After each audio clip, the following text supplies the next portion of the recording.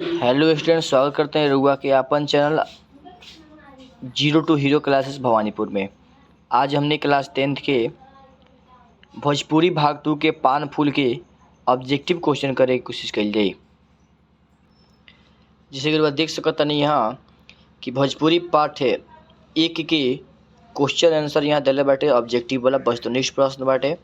दिले बा 1 नंबर में कि संत शिव नारायण के जन्म कवना जिला में भइल रहे, तकर आंसर हुई कि बलिया जिला में भइल रहे। ओकरा बाद कहता 2 में संत शिव नारायण कौना पंथ के मानव रही, तो निर्गुण पंथ के मानव रही। ओकरा बाद कहता कि जोगी खातिर कौना इंद्रिया के साधल सबसे जरूरी बाटे, तो मन के ग नंबर ऑप्शन हो जाई।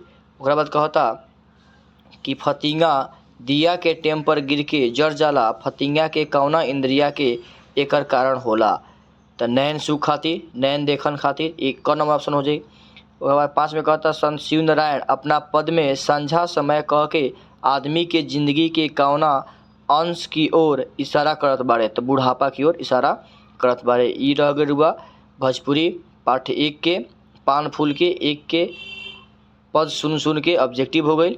आशा करतनी कि वीडियो समझ में आइल। इसी तरह के वीडियो अगर रुआ देखे के चाहतनी, क्वेश्चन से भी देखे के चाहतनी, तो चैनल के सब्सक्राइब करी और शेयर करी। नेक्स्ट वीडियो में रुआ के हम एकरा भोजपुरी के 1 पार्ट के क्वेश्चन से भी करावे के कोशिश करें।